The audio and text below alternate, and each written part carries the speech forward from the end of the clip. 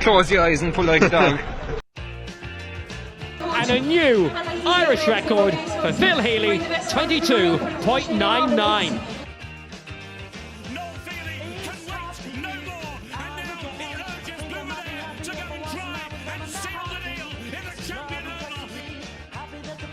Christy Cooney hands over the Sam Maguire Cup to Graham Canty, Cork All-Ireland champions for the 7th time ever.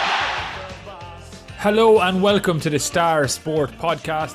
My name is Jack McCarran of the Southern Star, and I'm joined as always by Star Sport editor Kieran McCarthy. Before we kick things off, I'd just like to give a gentle reminder to our listeners and viewers to please rate, review and subscribe to the podcast on Apple Podcasts, Spotify and YouTube. Last Sunday at Páirc Uí Chaoimh, we witnessed one of the most absorbing and intense county finals in recent memory, but unfortunately Clonakilty weren't able to bring the cup back west despite a valiant effort against St Finbarr.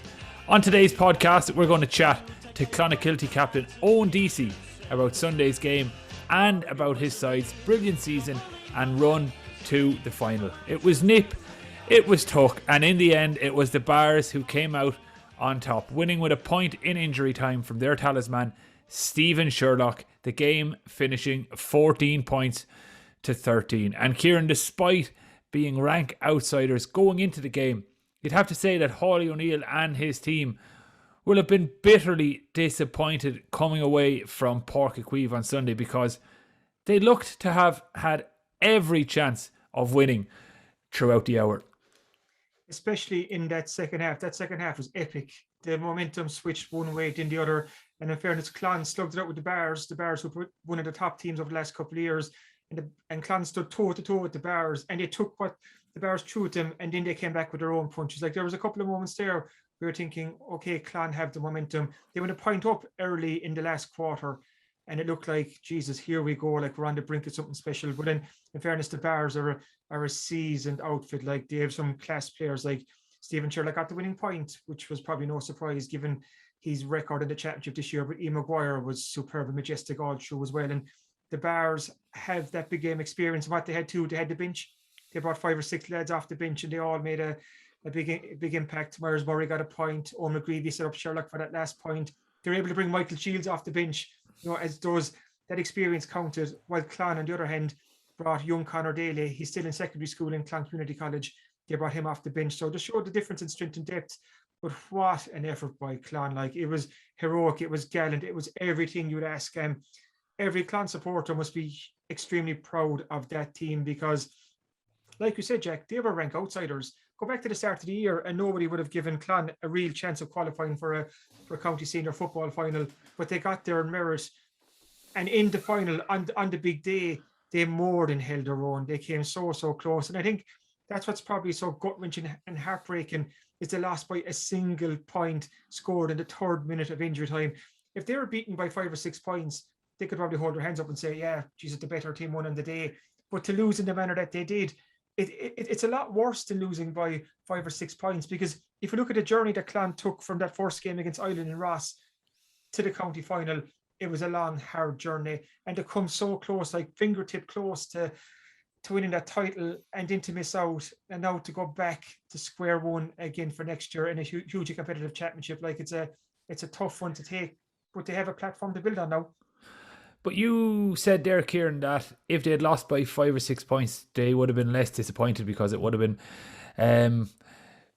more clear cut. More clear cut. But there is an argument to make that they almost could have won the game by 5 or 6 points, considering what I would argue were very good goal scoring chances in the first half. And unfortunately, they didn't manage to convert any of those, but they'll rue those misses, because it could have been a totally different game at halftime if any of those 2 or 3 goal chances had rattled the Bars net, because the Bars didn't really threaten the Clon goal at all throughout the game.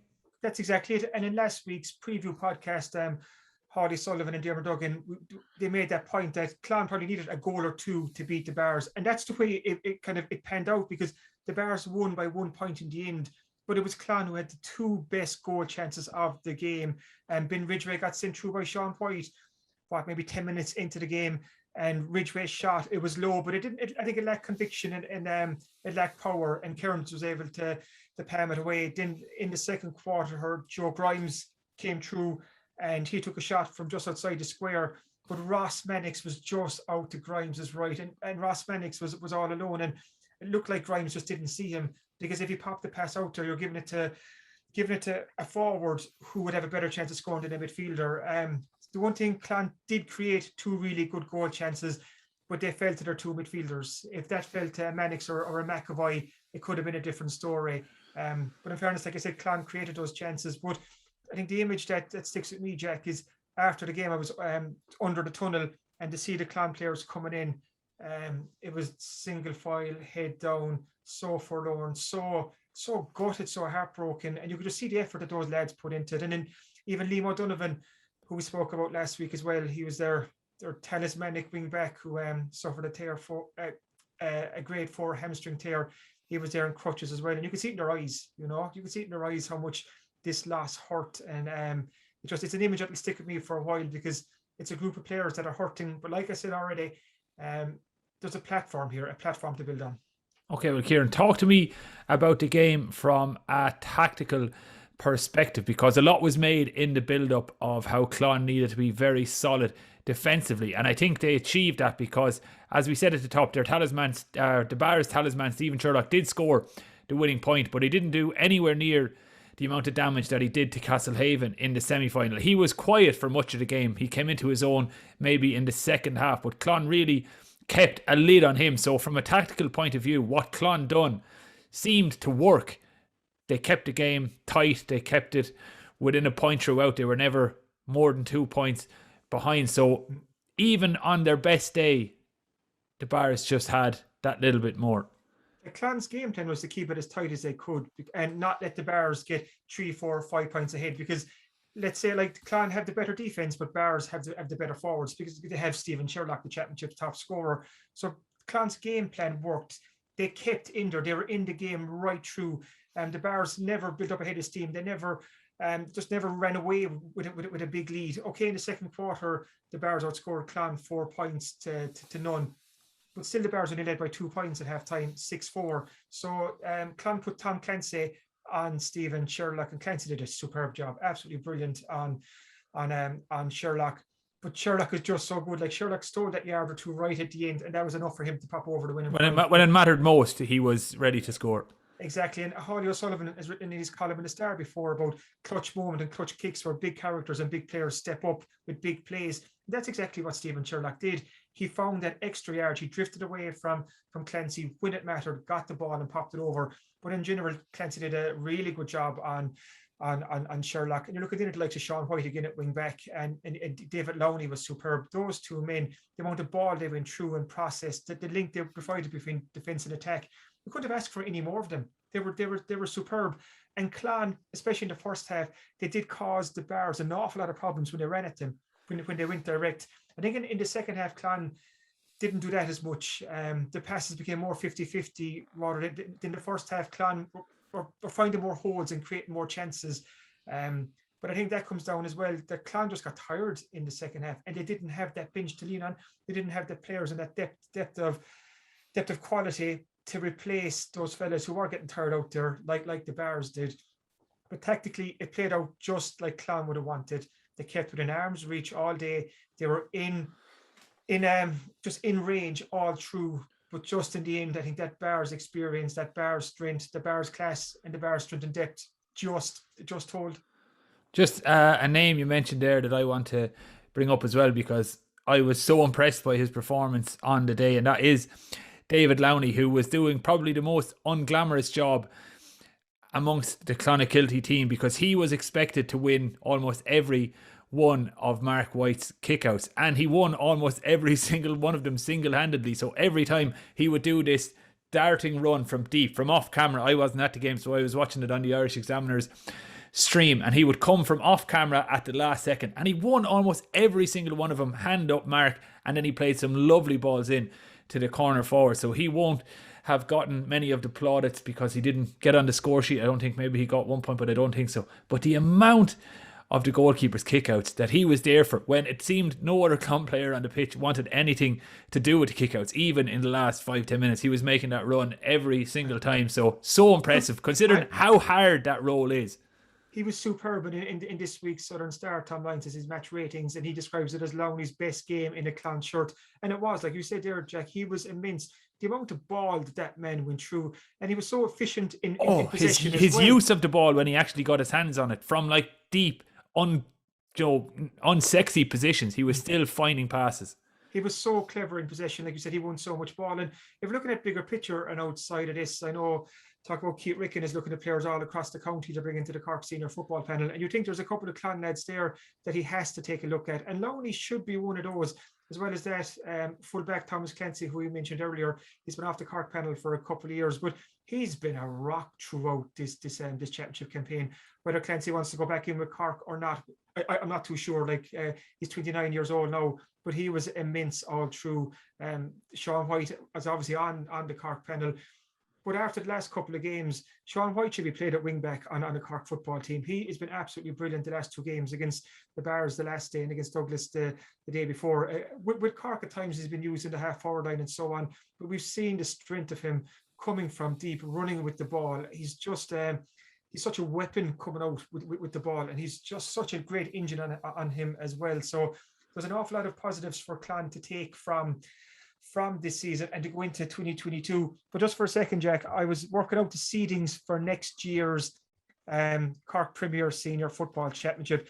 And this is just almost a highlight why Clon they came so close, but now they're back to square one.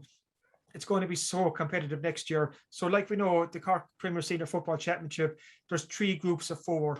So that in the top seeds for next year's groups, you'll have Douglas, the Bars and Castlehaven. Then in the next group, you have Valleys, Eoghan, Clonakilty. Then in the third teams, Nemo Rangers, our third team next year, Ballincollig and Newcestown. And in the fourth set of teams, you have Carby Rangers, Carrigaline and Mallow. So if you're looking at that from a Clon perspective, they did so well to get to the county final this year. But in next year's group, let's say, for example, they could get the Bars, they could get Nemo, and they could get Carby Rangers. But like, that's how competitive this championship is. No team would want to get Nemo as their third team in the group next year. Like it's crazy how competitive this championship. And no team will want to get Mallow as their 4th team after their win at Páirc Uí Chaoimh on Sunday as well. No, and you're looking too, like, there's a possibility too of another West Cork group of 8. You could have Haven, Clonakilty, Newcestown and Carby Rangers in the one group. Like, it's just, this championship is getting more competitive. That's why Clon did it so well to get to the final this year. But there's absolutely no guarantees, because you have that group of 3, 4, 5 clubs. You have the Bars, you've Haven, you've Nemo, who've been the top 3 clubs the last couple of years. But you can add Clon into that mix now. Douglas were the top team in the group stage this year. Valleys are thereabouts. Eoghan are finding their feet. Nobody wants to draw Newcestown either. Then you have Carby Rangers, who had a poor championship, and they're in the 4th tier, but they're a quality outfit too. Okay, they're rebuilding, but there is quality in that team. So it just shows how competitive this championship is and how hard it is to get to the county final. So for Clon, did so well to get there, but they know they have a hell of a job in their hands to get back there again. Yeah, look, what an absolutely outstanding run from Clonakilty in this year's championship. Commiserations to all the people from Clon who are involved, fans, supporters, everyone. What a journey it was. It's almost as if we're talking about them like they'd won, considering how good the performance was, but unfortunately it just wasn't to be, and the Bars just had that extra bit. Kieran, before we go to Owen, you want to say one more thing? Just on that, like you said, Clon, obviously they didn't win, but what they did do is they've injected new life in the Clonakilty GA club, and you could see it the last day. There was big support up there. They had a homecoming in Clon on Sunday night, and there was a huge crowd there. There was the lads were up on the back of a lorry, kind of an open stage lorry, and they were talking. Hawley O'Neill and a couple of players addressed the crowd, and you could see that this. I think this is just to kind of it's re-energized Clonakilty GA club, and I think that's very important too. Hawley O'Neill was speaking on Sunday night, and he's almost speaking to the kids at Clonakilty. Look, this is where you want to be. Wear the green and red jersey. So I think in the bigger picture again, hopefully that Clon, that the club, that this will re-energize the club. And one of the nicest moments of the lot on Sunday was just before the Clon team ran back out for the second half of the county final. They were 6 points to 4 down. but the Clonakilty 1996 team that won the County Senior Football Championship, who were honoured at half-time in Páirc Uí Chaoimh on Sunday, they lined a tunnel for the current Clon crop to run out. And it was a guard of honour, it was a round of applause, it was a rousing reception, call it what you want, but it was lovely to see that link between 96 and 2001. And that's a special moment for Clon, because it just brings the club tighter and tighter together. And you could see even Clon players from that team, they were posting messages on Facebook since saying, well done lads, you put the club back on the map, you've done us proud. So I think for Clon, like they've just, like I said, they've re-energized that club and there's something to build on. And I think what's key to in all this is Hawley O'Neill. We've spoken about him before. He's done a superb job, him and his management team of Brian Murphy, Neil Deasy and Owen Ryan, of pointing this Clon ship backwards. And you'd hope and just hope that they're back there again next year and they'll continue on the good work that they've done this year. Yeah, and just a final one for me then, Kieran, to follow on to that point, because I was just reading Tony Lean in the Irish Examiner this week, who mentioned how important it is for towns like Clonakilty and Mallows and Mitchellstowns to be producing good teams, because they are the focal point for entire communities. And so maybe Clon's run to the final this year can act as an inspiration for the likes of Bandon, Skibbereen, Bantry, the big towns of West Cork, who know that they have the ability and should have the resources to get back to the promised land. So maybe Clon can act as a catalyst for the big towns of West Cork over the coming years. But anyway, let's chat now to Clonakilty's defeated captain, Owen Deasy. It's just a couple of days after the county final. This is Wednesday, the final was Sunday, and we're joined by Owen Deasy to reflect on I suppose, a disappointing day at the office for Clon, but the season overall, there's so many positives to take. But let's just go to Sunday first. How are you feeling now, a couple of days on from the county final one? Well, of course, you'd still be massively disappointed. But I suppose you got to take, as you said, there's been plenty of positives the start of the year. Like, our aim was to get out of the group. So I suppose we achieved that. But that said, at the same time, to lose by a point and to be well within it, and probably could have won, not should have won, but it is tough, all right.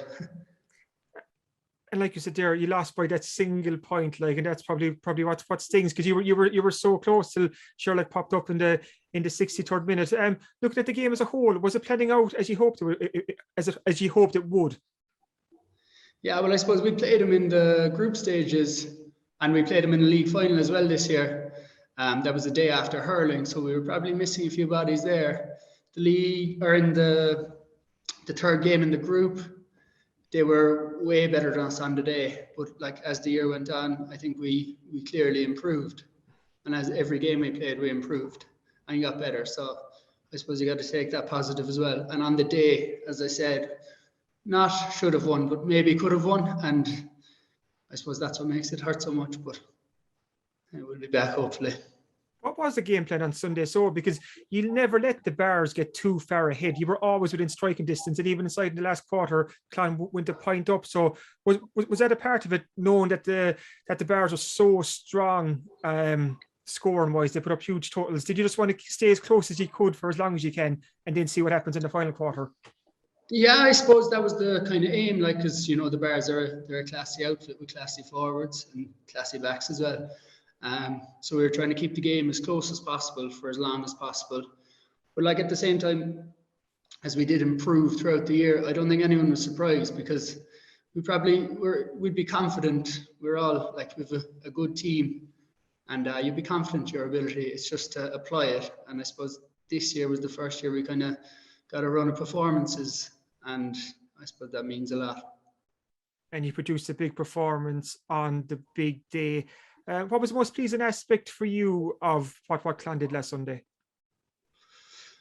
I don't know. I suppose, as I said, to get, like, our aim at the start of the year was to get out of the group, and to keep improving. Like, there was a clear improvement in the knockout stages as opposed to the group games, and that's really pleasing. And hopefully, we can just keep building on that. And what do you put that improvement down to, Owen? Is it confidence? Is it self-belief? Is it momentum? What can you trace it back to? I'm not too sure, to be honest. Like, I suppose we have a great team involved, as in the management, the selectors are outstanding. But at the same time, like, it's not too much different from whatever year. Everyone goes out, trains the Tuesday to Friday to Sunday. it's all similar drills, similar approaches. It's just sometimes you get a bit of a luck in sport, and that kind of starts building and a bit of a momentum behind you, and I'd say that helped us. It just seemed to click for you this year. I was talking to Liam O'Donovan before the semi-final against Douglas, and he was telling me that he was just sick of losing. He said, like, and the players were just sick of losing, because if you look at Clon, it's one of the sleeping giants of Cork football, a huge club with a proud tradition and some really, really good players there, a lot of intercounty players as well. And this is the year all the pieces of the jigsaw seem to fit in, and you got those performances and you got those results. So could you sense it yourself, even from the league through to the championship, that there was something different about the season? Yeah, I don't know. I can't really put my finger on it. I've been thinking a lot about it. I'm not really sure what the difference is, but whatever's happened, we got a bit of luck this year and we built on it. I suppose the past few years, there's always been one or two. Like, we'd have a few bad injuries and you'd be missing one. I suppose the Cork lads were away, but like, we had them back for the full year this year. It was a great role and training. It was thoroughly enjoyable. And I suppose that does help as well. En route to the final, so obviously beating Ireland the first day, then you beat Ballincollig, lost to the Bars in your final group game, which was a dead rubber in a sense, because you're already through the knockout stages. Then you beat Tuhala in the quarterfinal, and then you beat Douglas. So before we look at the Bars game, of the 4 matches you played to get there, what's the one that stands out for you? I suppose it has to be the Tuhala game. Yeah, it was really sweet to score the last 7, I think, on the trot, and to come back and win, because again, like, just years gone by, we would have lost that game, and we had lost to Tuhala in a county quarterfinal. We lost comprehensively, so it was nice to get one back over him. And that shows that there's a character in this Clan team that maybe we haven't seen in past years, because, like you said there, you reeled off the last 7 in a row. You were 6 points down. But you still fought back. You didn't let the heads dip. You came back and you won that game. Sean White got the winner. So, like, you can take so many positives from those games en route to the final. Yeah, absolutely. I suppose we had 3 1-point wins and 1 1-point loss in the season. So, like, it is fine margins, but I do think we have to look at the positives and take them with the negatives. But all in all, everyone's gutted and disappointed, because that was our aim. Obviously, if you get to a final, you want to win it.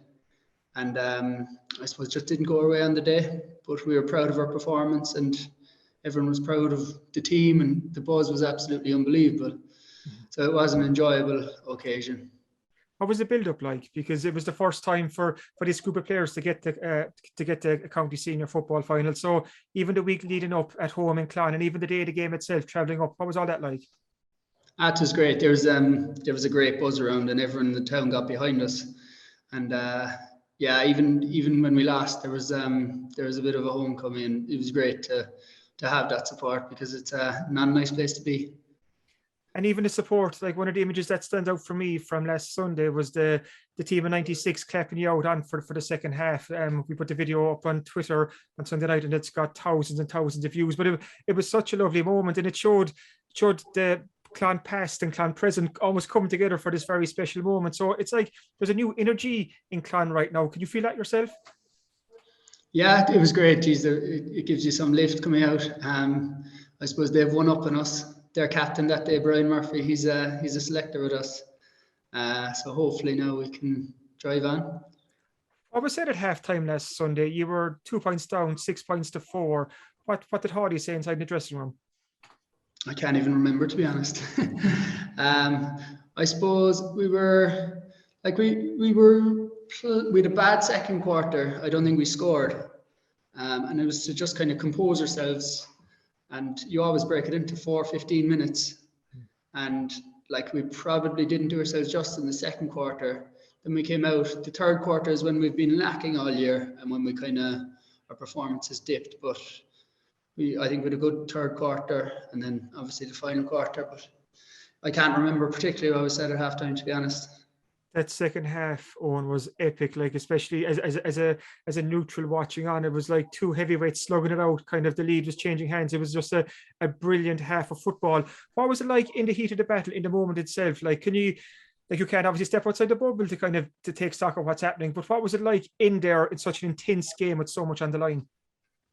It's really enjoyable, and to be playing up in Páirc Uí Chaoimh with a really nice, or there was about 8,000 there, I think.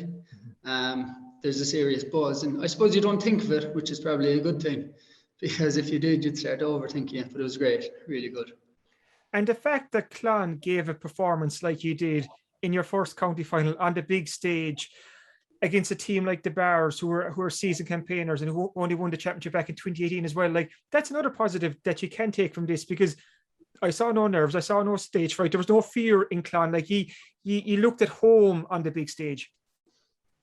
Yeah, I don't know. As I suppose we do have, like, we'd won a lot growing up. We'd won under 21s, and we were really lucky to have a good underage team. And there's kind of a big core group of players that have been playing together for a long time. And I suppose winning, we forgot how it feels for the past few years. But yeah, it is great to be back. But again, you'd be absolutely sickened. And then, like we said earlier, it was Steven Sherlock who got that last gas point. He just stole a yard on Tom Clancy. Like, and Clancy did such a brilliant job on Sherlock all afternoon. But that shows the caliber of players at a stage of the season like this, like the likes of Sherlock, Maguire, Bar's big players stood up as well. So it just, like, they're obviously more than just a decent team as well. I think it was Owen McGreevy played the ball across to Sherlock, and it was a great ball. It was just outside Clancy's reach, and he stuck it on the run. There was no stopping. Yeah, he's a class player. So what's next for Clon? Obviously, the aim and the mission will be to get back to another county final again. But when we look to 2022, it's back to step one again, back to the group stage. So how can Clon build on what you achieved this year? I suppose look at what we did well, look at where we need to improve. Because there are a few bits, like even watching back the final yesterday, there was a few areas I felt that we probably didn't do ourselves justice in, that we can improve on.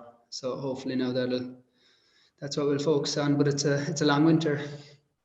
But even chatting to Clon selector Owen Ryan, he made a point to me before that this is the stage one or phase one of this team, because obviously with the new management in this year, and like he said, there's a lot of work to be done. So like you could obviously see the kind of areas that Clon can improve on as well. But that's probably a good place to be, getting to county final, but knowing we have these certain areas that we can improve.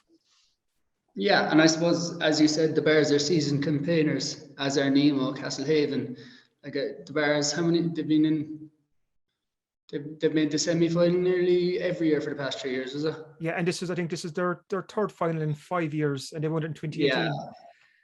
So I suppose you have to be thereabouts. It's a big step up to be like qualifying from groups and coming away with that, but at the same time you'd want a bit of experience up there, and hopefully we've got that now and can push on.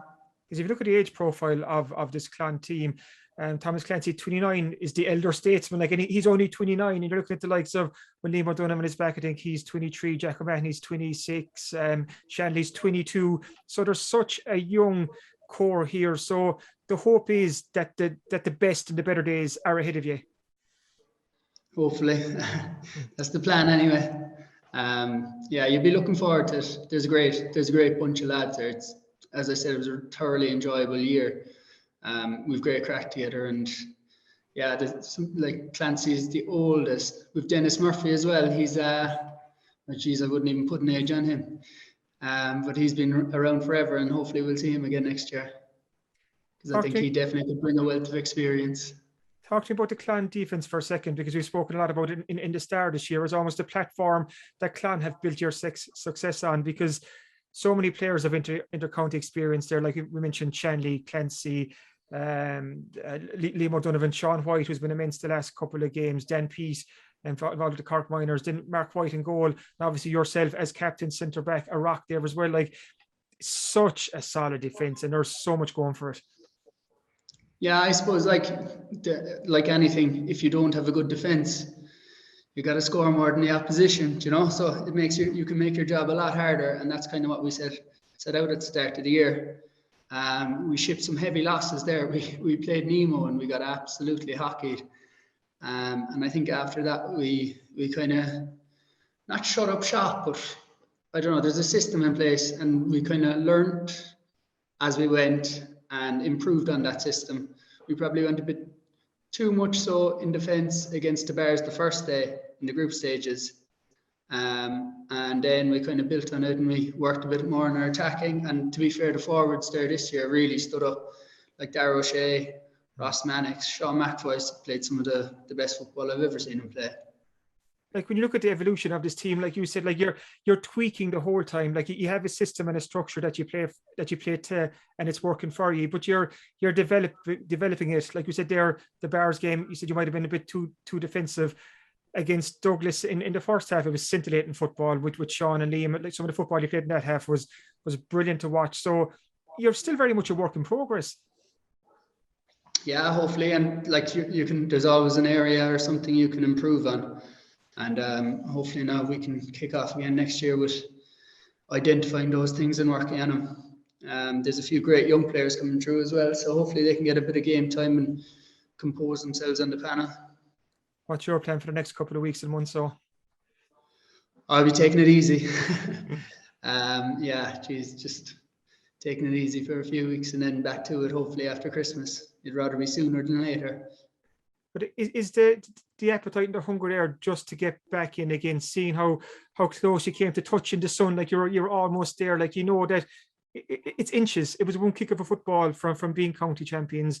Like, does that even make you even more the desire to say, lads, come on, let's put in the same effort again in 2022 and let's see where that takes us? Yeah, but as I keep saying, like it's you gotta appreciate the journey too, I suppose. You're going out playing football with your friends. They'd be the best or some of the best friends you have, and it's good crack and it is enjoyable. So you gotta appreciate that as well and enjoy it. Is that one of the keys to the Clon success? The fact you all get on so well. I know that under 21 team back in that won the Caribbean 3 in a row. Like a lot of lads come from that, and it's you seem like a very tight knit unit, like friends off the field, teammates on it. Yeah, I suppose we would be very good friends off the field and on the field. And I don't know, maybe hopefully that reflected in some of the football we played for each other.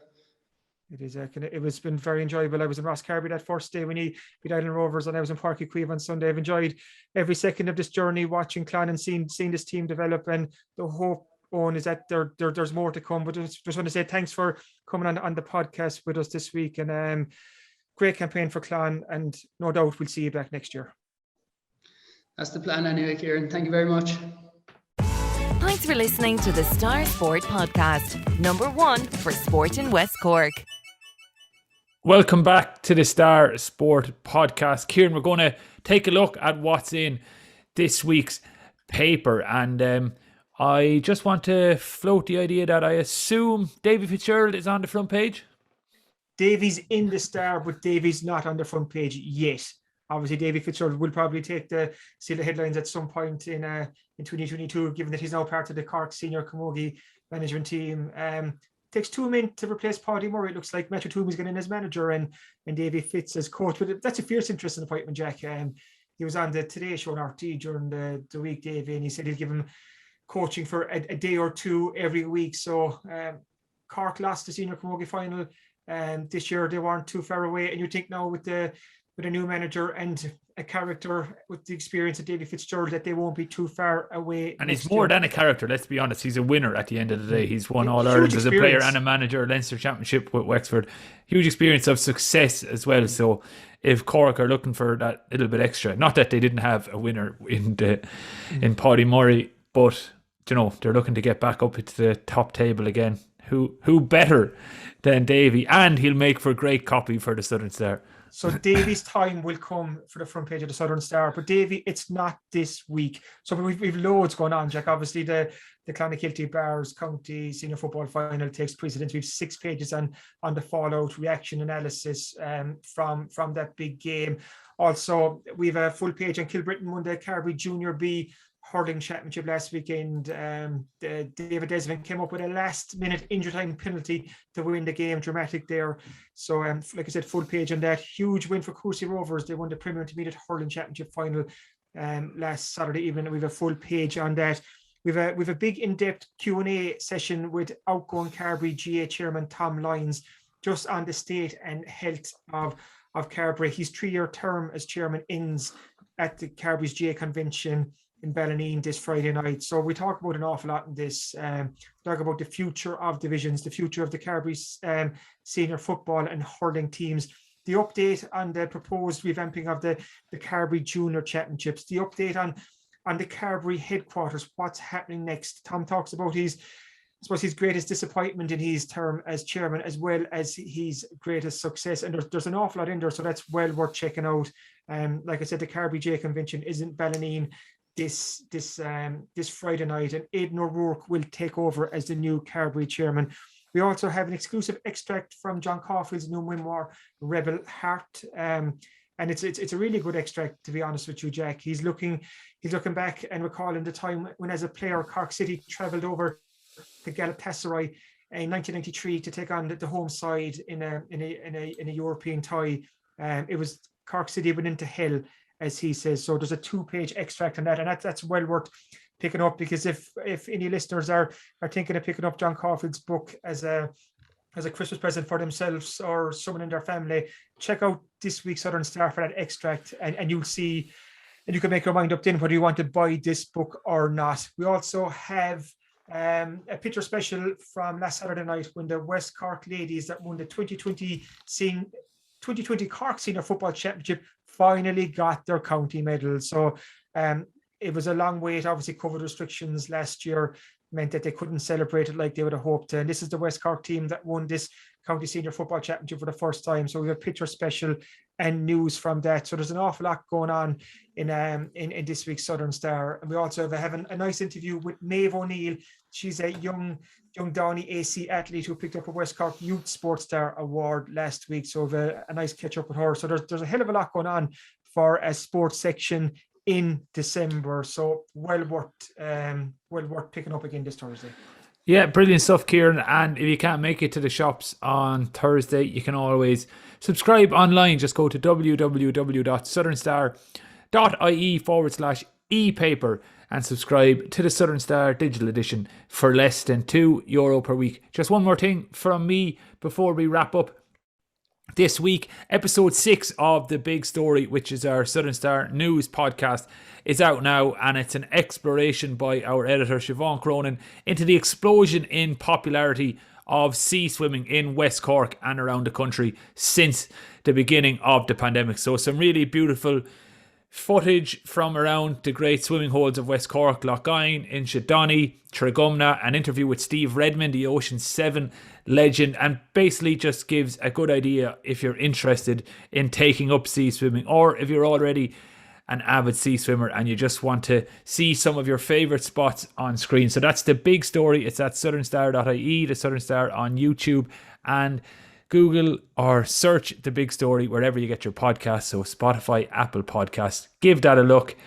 It's a good one. So we hope you enjoy that too. But for now, thanks for listening to the Star Sport Podcast. We'll be back on Tuesday. If you enjoy these shows, please make sure to rate, review and subscribe on Apple Podcasts, Spotify, YouTube or wherever you get your podcasts. Slán Tamil.